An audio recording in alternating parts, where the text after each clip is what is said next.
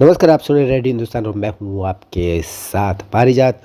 पूछता है देश, क्यों ज़रूरी है हर हाल में प्रधानमंत्री नरेंद्र मोदी के साथ खड़े रहना। पूछता है देश को लिखा है सुभाष चंद्र जी ने, जो कि हैं एक प्रसिद्ध लेखक और एक पत्रकार भी। कहते हैं सुभाष चंद्र, खड़े रहो मोदी के साथ। देश के गद्दार कर रहे हैं षड्यंत्र, विदेशी मक्कारों के साथ मिलकर मोदी को हटाने के लिए। इसलिए खड़े रहिए प्रधानमंत्री नरेंद्र मोदी के साथ। मोदी के खिलाफ जो साजिश चल रही है उसकी खबरें खुलकर सामने आ रही हैं। अमेरिका और यूरोप समेत कुछ देशों के बड़े लोग प्रधानमंत्री नरेंद्र मोदी को 2024 में हटाने के लिए षड्यंत्र कर रहे हैं, जिसके लिए दिल्ली के मोती बाग में किसी खास बड़े आदमी के घर पर, चाणक्यपुरी के एक दूतावास में और बहादुर शाह जफर मार्ग पर किसी वकील के घर पर हुई मीटिंग में सितंबर 2023 से 180 दिनों का, यानी कि 6 महीने का मोदी के विरोध में प्रचार करने का खाका तैयार किया गया है, जिस पर $600 मिलियन खर्च किए जाएंगे। जाहिर है इस पैसे से भारत के हर बिकाऊ व्यक्ति और संगठन को खरीदा जाएगा और ऐसा भी संभव है कि अदालतों में भी सरकार को घेरने के लिए पानी की तरह पैसा बहाया जाएगा। बीबीसी का जाल पहले ही फैला दिया गया है और उसके पहले हिंडनबर्ग के अडानी पर हमला करके नरेंद्र मोदी और भारतीय अर्थव्यवस्था को चोट देने की कोशिश की गई है। इसके लिए सुप्रीम कोर्ट में भी पंचायत शुरू हो गई है। संघ से जुड़ी साप्ताहिक पत्रिका पांचजन्य के संपादकीय में कल यानी कुछ दिनों पहले यह टिप्पणी हुई है कि देश विरोधी ताकतें सर्वोच्च न्यायालय को इस्तेमाल कर सकती हैं अपने औजार के रूप में। इसलिए अब अदालत को देखना होगा कि कहीं विदेशी टूल किट का हिस्सा बनाने की साजिश ना की जाए।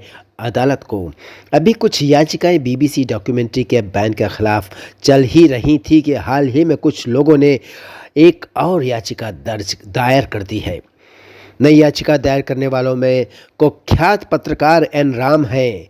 उनके साथ संसद में गाली बकने वाली महुआ मोइत्रा है और हमेशा राष्ट्रीय फैसलों के विरोध में खड़े होने वाले खरदूषण वकील भी हैं भूषण और एमएल शर्मा। ये समझ से परे बात है कि अदालत ऐसी याचिका पर विचार कैसे कर सकती है जब एक याचिका पहले से ही चल रही है। आज अमेरिकी उद्योगपति जॉर्ज सोरोस का एक वीडियो भी वायरल हो रहा है, जिसमें वो कह रहा है कि नरेंद्र मोदी को अपने साथी अडानी की संपत्ति के लिए जवाब देना होगा। अडानी टारगेट नहीं था, टारगेट मोदी था और कांग्रेस के रूप में डेमोक्रेटिक रिवाइवल करना लक्ष्य था। देश और विदेश में पूंजीपतियों के खिलाफ फर्जी विलाप करने वाले वामपंथी आज दुनिया के सबसे बड़े पूंजीपति जॉर्ज सोरोस के चरणों में गिरे पड़े हैं। लोकसभा के 2019 के चुनाव में बड़ी शक्तियों ने भारत को बदनाम करके मोदी को हटाने की कोशिशें की थी 2019 में, और उस षड्यंत्र में फेसबुक, ट्विटर, व्हाट्सएप और यूट्यूब सभी प्लेटफॉर्म्स एक हो गए थे। ये सभी आज भी मोदी के खिलाफ खड़े हो रहे हैं और ये संगठन राष्ट्रवादियों की आवाज़ को दबाने का काम कर रहे हैं। उनके विचार, उनके लेख और उनके चैनल्स के कंटेंट लोगों तक पहुंचने ही नहीं दे रहे हैं। ऐसा बताया जा रहा है कि मोतीबाग, चाणक्यपुरी और बहादुर शाह जफर मार्ग पर हुई षड्यंत्रकारी बैठकों की जानकारी सरकार के पास है और जल्दी ही ऐसे लोगों पर गाज गिर सकती है जो देश विरोधी षड्यंत्रों में लिप्त राजनीतिक दलों के पेट में मरोड़ पैदा कर देगी, जैसे कि बीबीसी पर आयकर के सर्वे से हो रहा है। यह षड्यंत्र केवल प्रधानमंत्री नरेंद्र मोदी के खिलाफ नहीं है, बल्कि भारत के खिलाफ है, जिससे देश की संप्रभुता को चुनौती दी जा सके।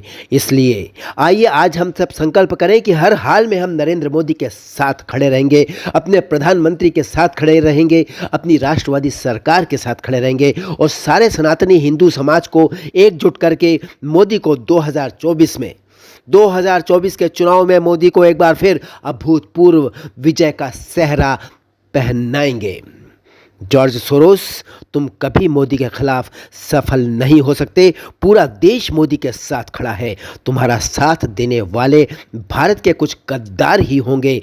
93 साल के बुढ़ऊ, तुम्हारी जगह तो कब्र में है, उसी में जाने की तैयारी कर लो, निर्लज्ज शैतान कहीं के।